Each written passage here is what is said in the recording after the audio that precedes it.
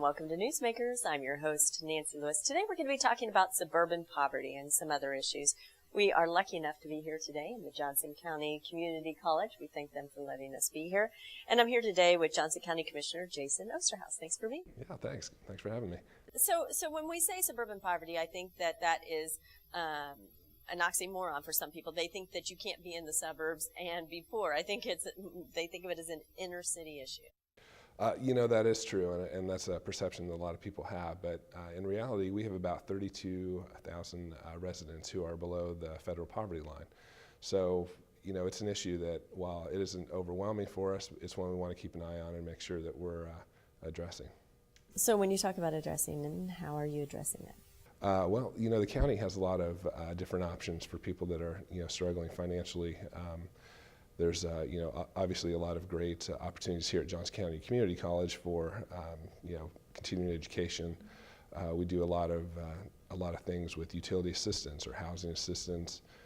We have WIC gardens, and also consulting, so that people who want to learn how to shop more economically can do so, as well as, providing opportunities for people to have good quality, high-paying jobs. And for a lot of people, poverty isn't a long-term issue. It's something that they happen to be in right now, and with some help, they can get out of that, right? Yeah, that's exactly right. And we saw a lot of that during the recession, where people had lost jobs and were in this kind of temporary flux. And one of the nice things about Johnson County is there is a low unemployment rate, and most of the jobs that are in the area are decent paying and allow for some disposable income and a little bit of enjoyment of that quality of life we enjoy here. So you have taken all of these steps. Do you feel like they have been successful?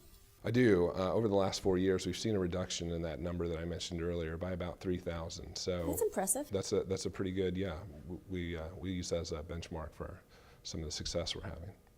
I'd love to talk to you more about that, but I want to change gears for a second. I want to talk about the county's merger with the Kansas City ATA.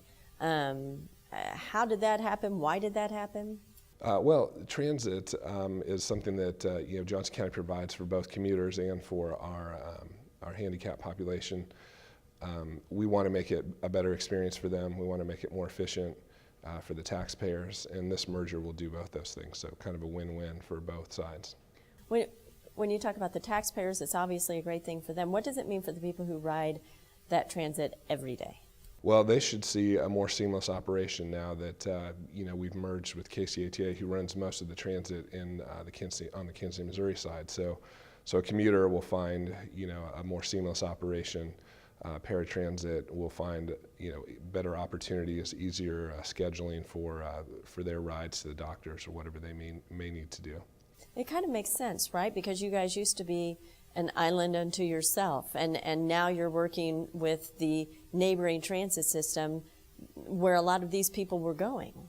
Yeah, no, exactly. We over the last 20 years, the metro has really evolved, and the state line border isn't quite as pronounced as it has been. So I think you'll see more opportunities like this, where cities and Johnson County, Jackson County, the city of Kansas City, Wyandotte, a lot of those organizations will be working together, to make these opportunities more prevalent for taxpayers and for the average citizens.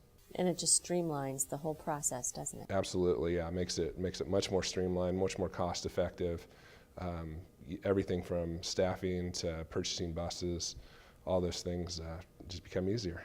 Well, thanks a lot. Thank you. Thanks for being here. You bet. Thanks for having me. And thank you for being here. We hope to see you next time on Newsmakers.